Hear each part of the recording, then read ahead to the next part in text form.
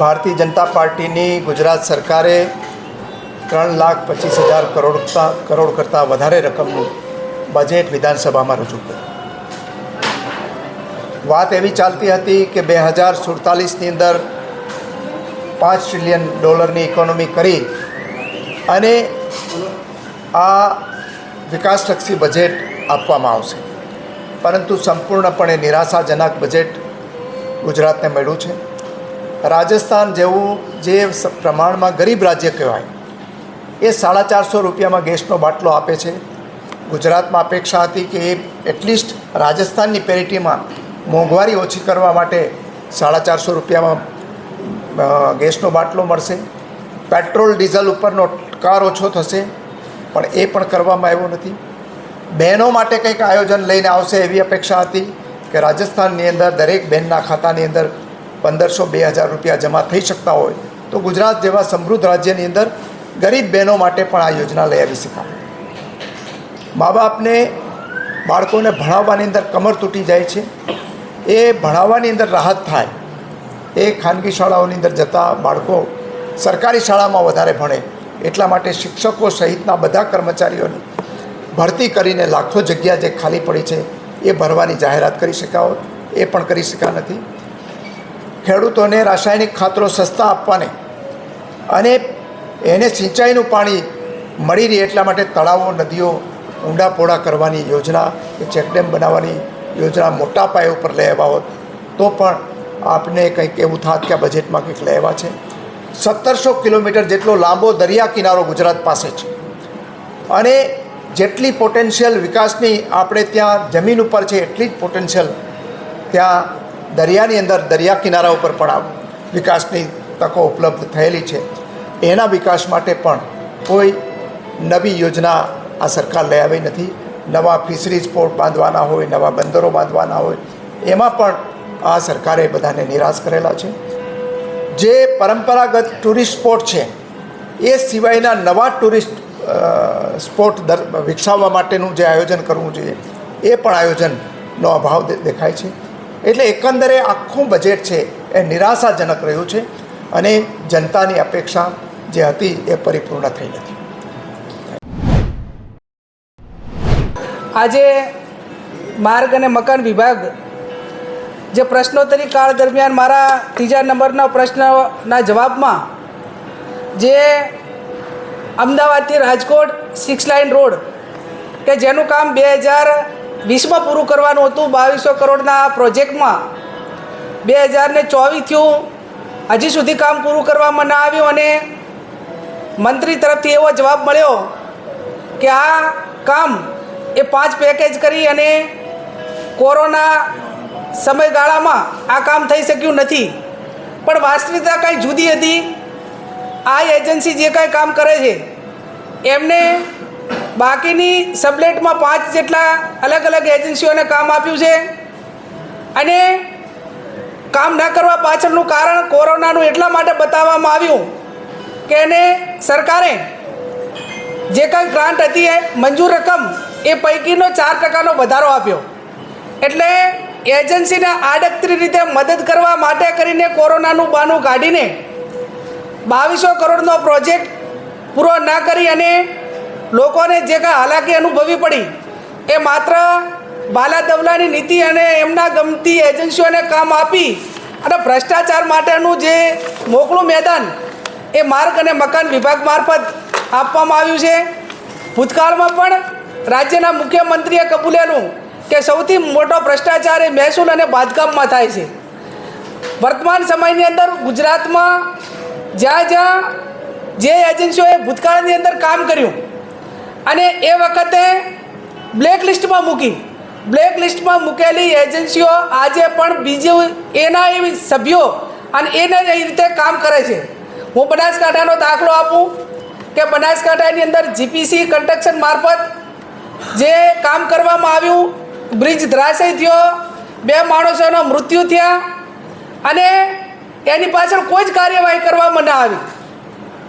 એ જ એજન્સીને જે વર્તમાન સમયની અંદર કામો કરવામાં આપેલા છે એ કામો અમદાવાદ હોય કે બનાસકાંઠા જિલ્લાના મુખ્યમંત્રી સડક યોજના હોય, આ તમામ કામો આ એજન્સી કરે છે. એટલે મારો કહેવાનો અર્થ એટલો જ છે કે આડકતરી રીતે માત્ર જ્યારે ઘટના બને ત્યારે ઔપચારિક રીતે બ્લેક લિસ્ટ મૂકવા માટેની વાત કરવામાં આવે છે.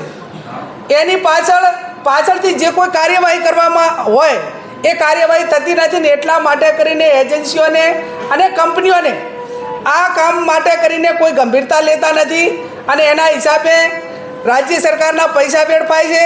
ક્યાંક પુલો પડે એના લીધે લોકોનું મૃત્યુ થાય છે. એટલે બેવડી નીતિમાં રાજ્ય સરકારે જવાબ આપ્યો છે. ત્યારે આ ગુજરાતની જનતાને કહેવા માગીએ છીએ કે કરોડો રૂપિયા જે માર્ગ ને મકાન વિભાગ મારફત ફાળવવામાં આવે છે એમાં અધિકારીઓ, કોન્ટ્રાક્ટરો અને અહીં બેઠેલા જે ટેન્ડર પાસ કરવાવાળાની મિલીભગતના કારણે આ સ્થિતિનું નિર્માણ થાય છે. બનાસકાંઠાના કોન્ટ્રાક્ટરે તો એવું જાહેરમાં કબૂલેલું કે ભાઈ આ ટેન્ડર મેં એમને લીધેલું નથી, કમલમમાં પૈસા આપીને મારું ટેન્ડર મંજૂર થયેલું છે. એટલે આવા આક્ષેપો જ્યારે ખુલ્લેઆમ પેપરોમાં અને ટીવી મીડિયા મારફત જાણવા મળતા હોય ત્યારે એ આ ગુજરાત માટે શરમજનક બાબત છે. હું અપેક્ષા રાખું કે આ રોડનું કામ વહેલામાં વહેલું પૂર્ણ થાય અને જે સબલેટમાં આપ્યું છે એ એજન્સીઓ કામ નથી કરતી અને એમને બ્લેક લિસ્ટમાં મૂકી અને જે રાજ્ય સરકારે એની વસૂલાત કરવાની હોય વસૂલાત કરે અને આવનાર સમયની અંદર માર્ગ અને મકાન વિભાગ મારફત જે કાંઈ બજેટ દરમિયાન જે ક્ષતિઓ ગુજરાતની અંદર કે જ્યાં અમારી સમક્ષ આવશે એને અમે આપના માધ્યમથી ગુજરાતની જનતા સુધી પહોંચે એવા પ્રયત્નો કરી અને ગુણવત્તાવાળું કામ થઈને લોકોની સુખાકારીમાં સરકાર આગળ આવે એવી અમે અપેક્ષા રાખીએ છીએ. મંત્રીશ્રીએ કટાક્ષમાં અભિનંદન આપ્યા હતા. એણે કીધું હતું કે ચૂંટણી આવે છે ને એવા ટાઈમે તમે સભ્ય બનાસકાંઠાના જો પણ બનાસકાંઠાને આખા રાજ્ય અંગે પ્રશ્ન ઉઠાવો છે. આ બાબતે શું કહેશો?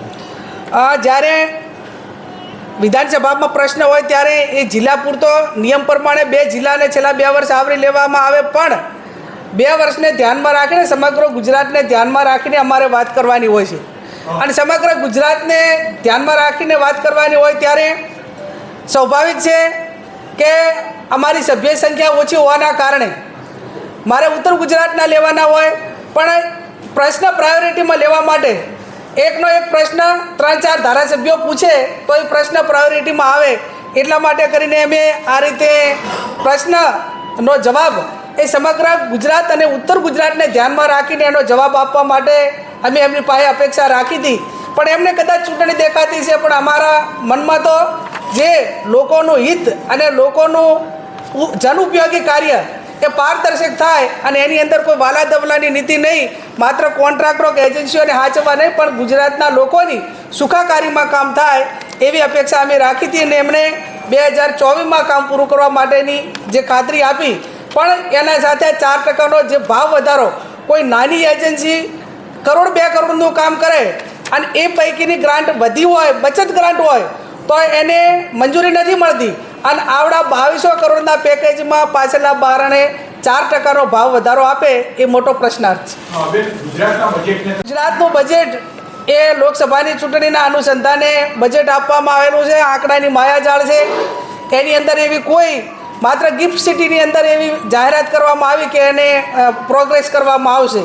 એટલે ગિફ્ટ સિટીનો વિકાસ શા માટે કરવામાં આવશે એ આપણે હમણાં જ વાઇબ્રન્ટ ગુજરાતની અંદર જોયું. અને ગુજરાતની ગૃહિણીઓ હોય, મોંઘવારી હોય, ફી હોય કે જે લોકોની સમસ્યાઓ છે એ સમસ્યાઓના સમાધાન માટે કે એ લોકોને મદદ કરવા માટે આ ગુજરાત સરકારના બજેટની અંદર જે ચીલાચાલુ બજેટ કહેવાય એવું બજેટ છે. લોકો જેટલું ભરે છે, ટેક્સ ભરે છે, જે ટેક્સ એક સામાન્ય માણસ સવારથી કરીને સાંજ સુધી એની જીવન જરૂરિયાતમાં પૈકીમાંથી કોઈને કોઈ રીતે ગુજરાત સરકારને ટેક્સ ભરે છે. પણ એનો ફાયદો કોને થાય છે? જે ગણ્યા ગાંઠ્યા લોકોને અને જ્યાં એમને આડકતરી રીતે જે મદદ કરવાની થાય એને જ લેવાનું, બધાય પાસે આપવાનું ગણ્યા ગાંઠ્યા લોકોને. એટલે ખાસ કરીને અમારી આશા અપેક્ષા હતી કે જેમ રાજસ્થાનમાં 450 રૂપિયે ગેસનો બાટલો એ દેશના વડાપ્રધાન ચૂંટણીની અંદર જઈને ખાતરી આપતા હોય તો ગુજરાતે પણ એમને 30 વર્ષથી ભારતીય જનતા પાર્ટીને જનાદેશ આપીને મત આપ્યા છે તો ગુજરાતની ગૃહિણીઓને 450 રૂપિયે ગેસનો બાટલો કેમ ના મળે? આ એક અમારી વિરોધ પક્ષ તરીકે સરકાર પાસે માગણી હતી પણ એમાં સરકાર પુરવાર થઈ નથી. આશા રાખીએ આવનાર સમયની અંદર જે આ ગુજરાતના લોકોને એના ટેક્સના પ્રમાણમાં વળતર નથી મળતું અને એના માટે જનજાગૃતિ આવે અને એનો જવાબ એ ગુજરાતની સરકાર આવનાર લોકસભાની ચૂંટણીમાં ગુજરાતી તરીકે આપે એવો અમને ગુજરાતની 25 માટેનું અંદાજપત્ર રજૂ કર્યું. મહેસૂલી ટેક્સની આવકોમાં ખૂબ વધારો થયો છે. સામે લોકોને રાહતો આપવામાં સરકારે ખૂબ કંજૂસાઈ કરી છે.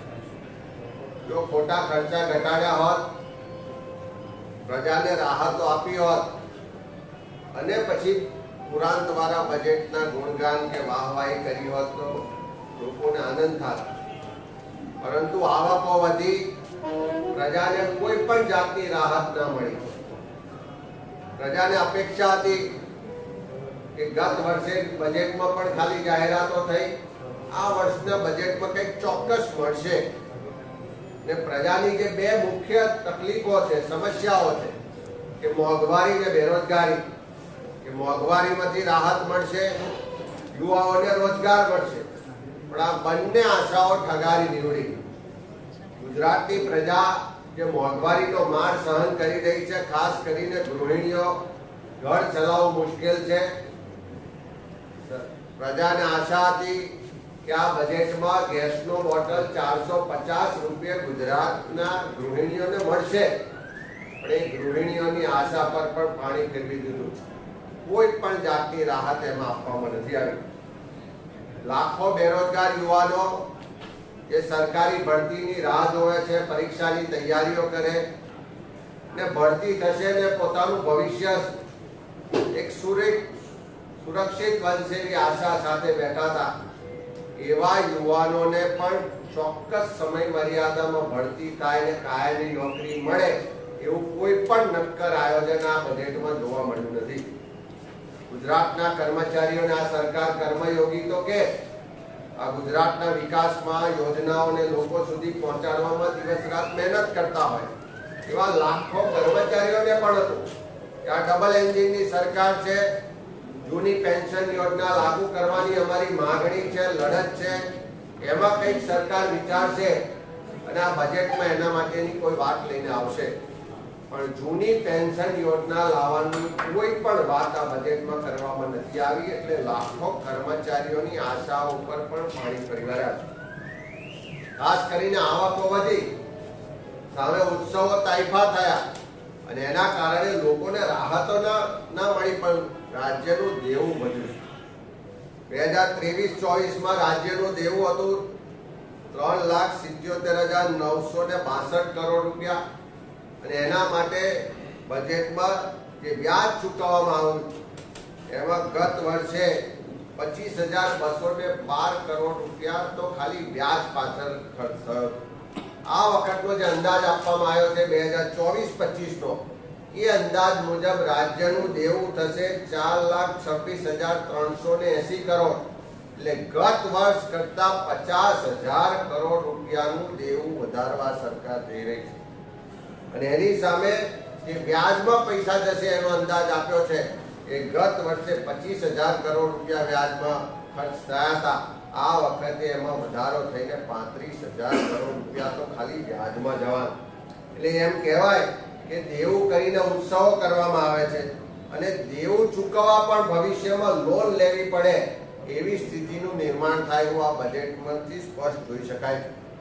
ગુજરાતમાં જે કર્મચારીઓ છે, નિવૃત્ત કર્મચારીઓ છે, એમને દર વર્ષે જે પેન્શન ચૂકવાય છે, ગત વર્ષની વાત કરીએ તો 24,000 કરોડ રૂપિયા પેન્શનમાં ચૂકવાયા હતા અને એથી વધારે 25,000 કરોડ રૂપિયા ખાલી વ્યાજમાં ચૂકવવામાં આવે છે. એટલે કર્મચારીઓના પેન્શન કરતા પણ વધારે રકમ ફક્ત ને ફક્ત વ્યાજમાં જાય છે. આ સરકારે હંમેશા ભેદભાવવાળી નીતિ રાખી. એક બાજુ શહેરીકરણ વધતું જાય એને પ્રોત્સાહન આપે છે, બીજી બાજુ ગામડા તૂટતા જાય છે એને રોકવા માટેનું કોઈ નક્કર આયોજન નથી. અંદાજ આપ્યો કે 2047 સુધી 75% વસ્તી શહેરોમાં આવશે. એનો સ્પષ્ટ મતલબ છે કે અત્યારથી જ તમે ગામડાઓ પ્રત્યે ભેદભાવ રાખો છો. ગામડા તૂટે નહીં, ત્યાં સ્થાનિક રોજગાર મળે, ત્યાં સારું ઇન્ફ્રાસ્ટ્રક્ચર મળે, ત્યાં રહેવા માટેની, જીવવા માટેની સારી વ્યવસ્થાઓ મળે, શિક્ષણ આરોગ્યની વ્યવસ્થાઓ મળે, એની ચિંતા નહીં કરવાની, પણ શહેરીકરણને પ્રોત્સાહન આપીને ગામડાઓને નુકસાન કરવાનું, તોડવાનું, આવો ભેદભાવની નીતિ પહેલેથી રહી. અને એ જ રીતે આ સરકાર સબકા સાથ સબકા વિકાસની વાતો તો કરે, પણ રાજ્યમાં જે SC, ST, OBC માઇનોરિટી સમાજ છે, ગુજરાતની વસ્તીનો પ્રમાણ જોઈએ તો 52% વસ્તી બક્ષીપંથ સમાજની છે, 7% વસ્તી અનુસૂચિત જાતિ સમાજની છે, 14% વસ્તી આદિવાસી સમાજની છે અને 9% વસ્તી લઘુમતી સમાજની. આ 82% વસ્તીને કાયમ બજેટ આપવાનું થાય તો સરકારે ભેદભાવ ને અન્યાય કર્યો છે. આજે જોઈએ આંકડા તો બજેટની સ્પીચમાંથી સ્પષ્ટ થયું કે સામાજિક ન્યાય અધિકારીતા વિભાગ અંતરના જે નિગમો છે એમાં SC, ST, OBC માઇનોરિટી સમાજ એટલે 82% વસ્તી માટેના જે નિગમો છે એને 250 કરોડ ફાળવવામાં આવે અને બિન અનામત આયોગને 600 કરોડ ફાળવવામાં આવે. બિન અનામત આયોગને 600 ને બદલે 6000 કરોડ ફાળવે તો કોઈ વાંધો હોઈ શકે નહીં, પણ 82% વસ્તીને દર વખત અન્યાય શું કામ? વારંવારની રજૂઆત, લેખિત મૌખિક આંદોલનો છતાં પણ આ સરકાર SC, ST, OBC માઇનોરિટી સમાજ સાથે અન્યાય કરી રહી છે, ભેદભાવ કરી રહી છે અને ફરી એકવાર આ બજેટમાં એના દર્શન થયા છે.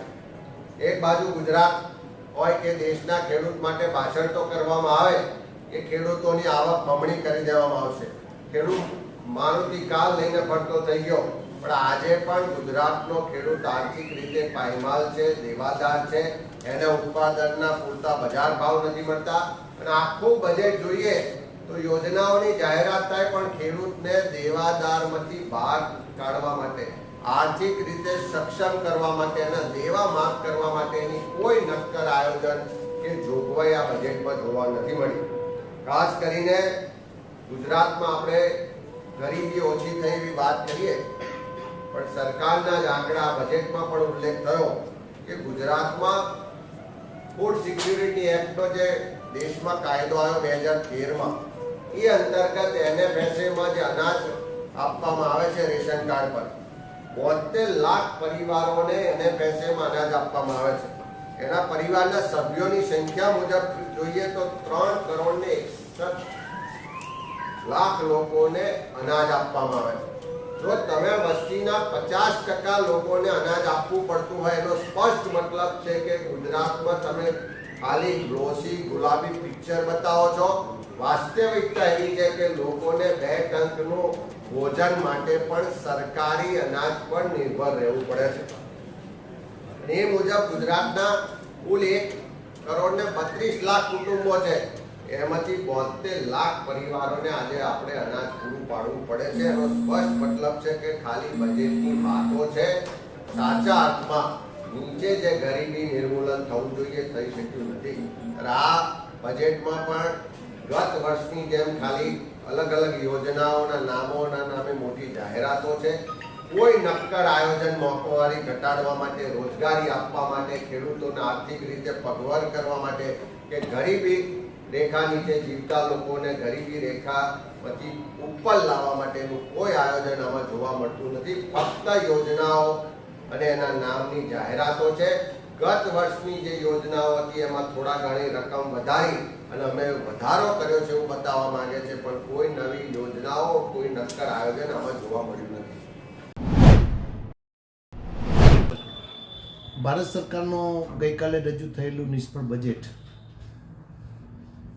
ત્યારે આજે એવું લાગતું હતું ગુજરાત એટલે ભાજપનું મોડલ છે, ચૂંટણીનું વર્ષ છે, પણ એના 42 પેજના બજેટના પૂરેપૂરું મેં વાંચન કર્યું. 17 પેજમાં તો કશું જ નથી, માત્ર વડાપ્રધાનની વાહવાહી. વડાપ્રધાનના કારણે વિકાસ યાત્રા આગળ વધી છે. 44% લોકો કુપોષણથી પીડાઈ રહ્યા છે. 1,32,000 ગુજરાતના કુટુંબો છે. એ કુટુંબ પૈકી 72,000 કુટુંબ 5 કિલો અનાજ ઉપર નિર્ભર થઈ ગયા છે. કયું આ ગુજરાત છે? ગાંધી અને સરદારનું ગુજરાત એક વખત દેશમાં અને દુનિયામાં નામના મેળવી હતી. આજે ગુજરાત ગરીબનું ગુજરાત બન્યું છે. 72 લાખ 72,000 કુટુંબો 5 કિલો અનાજ ઉપર જીવન નિર્વાહ કરે છે. એનો અર્થ એવો કે 6.5 કરોડની જનતા પૈકી 4 કરોડની જનતા તો માત્ર 5 કિલો અનાજ ઉપર ચાલી રહી છે. 22,000 કરોડ રૂપિયા રસ્તા માટેનું બજેટ ફાળવ્યું છે. એક પણ નવો રસ્તો જાહેર કર્યા નથી. એને થીગડા મારવા માટેની વાત છે. ચાલી રહેલા કામ માટે વહીવટી પૈસા વાપરવાની વાત છે. નવા કરવેરા જરૂર નથી નાખ્યા, પરંતુ ચૂંટણીનું વર્ષ છે એટલે નવા કરવેરા નથી નાખ્યા. આડકતરા કરવેરાથી ગુજરાતની પંચાયતને નીચવવાનું કામ કરશે. 15,000 ઓરડા નવા બનાવવાની વાત કરી છે. 45,000 ઓરડા બનાવી નાખ્યા છે એવી વાતો કરે છે. 65,000 ઓરડાના વાંકે આજે ગરીબ છોકરાઓ, ગરીબ વિદ્યાર્થીઓ, સામાન્ય વિદ્યાર્થીઓ ટાઢ તડકો અને વરસાદમાં બહાર ભણી રહ્યા છે, શિક્ષકો વગર ભણી રહ્યા છે. ત્યારે એ નવા ઓરડા બનાવવાની વાત છે. કોમ્પ્યુટર 1 લાખ આપ્યા છે, હજુ નવા કોમ્પ્યુટર આપવા માટેની વાત છે. ભણશે ગુજરાત, પણ વિદ્યાર્થીને શિક્ષકોને કોણ ભણાવવાનું છે? કોણ ભણશે? મને એમ હતું કે ખેડૂતો માટે કદાચ આ વખતે સરકાર કંઈક આપશે, પણ ખેડૂતને તો મોટો ઠેંગો આપ્યો છે. ભારતની સરકારે કશું ના આપ્યા પછી માત્ર વાહવાહી લૂંટવાનું કામ કર્યું છે. ખેડૂતો માટેનો ઉલ્લેખ નથી, માત્ર ખોટી વાહિયાત વાતો છે. નવી રોજગારી ઊભી કરવા માટેની તકો નથી. સેકન્ડ ક્લાસ ડબ્બો જે હતો એ ડબ્બાને કલર મારીને એની ઉપર ફર્સ્ટ ક્લાસ લખ્યો છે. એટલે નવી નગરપાલિકાઓ 5 કોર્પોરેશન 6 નવા ઊભા, 7 નવા ઊભા કરી રહ્યા છે. એટલે જૂનો ડબ્બો છે એને કલર મારીને ફર્સ્ટ ક્લાસ લખવા સિવાય બીજું લાગે છે. નાણામંત્રી બહુ હોશિયાર છે, પણ આ નાણામંત્રી ઉપરના દબાવના કારણે કશું બોલી શક્યા નથી. 1.5 કલાક સુધી પોતે બજેટ વાંચ્યું. પાણી પીવાની જરૂરિયાત ઊભી થઈ તો સ્પીકરે કહ્યું કે હવે તો પાણી પીવું એ બરાબર નથી, આઉટ ઓફ ડિસિપ્લિન છે. બહુ સાચી વાત છે કે એને ન પીધું, પરંતુ સ્પીકર સાહેબે પાણી આપ્યું, પાણી પીધું, પછી જાહેરાત કરી. પરંતુ સૌથી વિશેષ વાત આજની બજેટમાં એ હતી કે 35 વર્ષથી ભારતીય જનતા પાર્ટીનું રાજ ચાલે છે. પત્રકારોએ આજે બહિષ્કાર કર્યો, ચોથી જાગીરે બહિષ્કાર કર્યો છે. ચોથી જાગીર ખરેખર જાગીર છે. આ દેશનું પ્રાણવાયુ ચોથી જાગીર છે. અને એ જાગીરે જ્યારે આ બજેટનો બહિષ્કાર કર્યો છે ત્યારે મને લાગે છે ગુજરાત આજે બેબાકડું બન્યું છે. માત્ર જીતવાની લાઈવમાં ગમે એને પકડીને પૂરી દેવામાં આવે છે, ખસી કરી દેવામાં આવે છે. કોંગ્રેસના આટલા લોકો જોડાણા, કોંગ્રેસના તમે 35 વર્ષથી કોંગ્રેસના કાર્યકર્તાઓને જોડી રહ્યા છો, છતાં પણ 1500 કાર્યકર્તાઓ જોડાઈ રહ્યા છે. એના ઉપરથી ભારતીય જનતા પાર્ટી સમજી લેવાની જરૂર છે કે કોંગ્રેસ લોકોના આત્મામાં આવ્યો છે, એના હૃદયમાં આવ્યો છે. રાહુલ ગાંધીની ભારત જોડો જે યાત્રા ચાલી રહી છે, એટલા બધા લોકો ભેગા થાય છે એને દેખાડવામાં આવતા નથી. સુપ્રીમ કોર્ટના વકીલો આંદોલન કરે, ગઈકાલે 1 લાખ લોકો ભેગા થયા પાર્લામેન્ટની સામે. નરેન્દ્રભાઈ મોદી, દેશના વડાપ્રધાન, તત્કાલીન રાજ્યના મુખ્યમંત્રી પાર્લામેન્ટમાં હતા. નિકમ્મી સરકાર નહીં ચલેગીના નારા સુપ્રીમ કોર્ટના વકીલો કોઈ જે કાયદાનું રક્ષણ કરનારા છે એ બોલાવતા હતા. આ પ્રકારનું આજે પરિસ્થિતિ નિર્માણ થઈ છે. ગરીબ માણસ લૂંટાઈ રહ્યો છે, ખેડૂત બેબાકડો બન્યો છે, યુવાનો રાહમાં બેઠા છે, આત્મવિલોપન થઈ રહ્યા છે. ગુજરાતમાં આત્મવિલોપનનો આંકડો વધારે છે અને એ વધારે આંકડો છે એના કારણે ગુજરાત આજે પાછળ ધકેલાનું છે. 35 વર્ષથી ભારતીય જનતા પાર્ટીની સરકારમાં ગુજરાત જો નંબર 1 બન્યું હોત તો કેરલા કરતાં પણ, આ કાશ્મીર કરતાં, ઉત્તર પ્રદેશ અને બિહાર કરતાં પણ નીચી કક્ષાએ પહોંચાડવાનું પાપ જો કર્યું હોય તો ભારતીય જનતા પાર્ટીએ કર્યું છે. ચૂંટણી આવે છે ત્યારે મને લાગતું હતું ખેડૂતો માટેની કંઈક રાહત આપશે, કોઈ રાહત આપી શક્યા નથી અને માત્ર બજેટ વાંચવાનું કામ કર્યું છે. આવતીકાલે નાણામંત્રીનો જન્મદિવસ છે ત્યારે એમણે જાહેરાત કરી કે વાપીને કોર્પોરેશન આપ્યું છે. અમારા નીતિન કાકા ક્યાં ગયા છે? વધારે બજેટ જેણે રજૂ કર્યા એ એક પણ જાહેરાત કરી શક્યા નહોતા અને કર્યા પછી એનો અમલવારી થઈ નથી. એવું જ આમાં થવાનું છે એવું મને લાગે છે. ત્યારે ગુજરાતની પ્રજા જાગે. ગુજરાતે તો નમૂનારૂપ રાજ્ય છે કે જેણે દેશને રાહ આપ્યો છે. ગાંધી સરદારની ભૂમિ છે. એ ભૂમિ ફરી વખત જાગે અને દેશને રાહ આપે અને ફરી વખત આવતી દેશની લોકશાહીને ધબકતી રાખવા માટેનું કામ કરે તેવી અભ્યર્થના રાખું છું.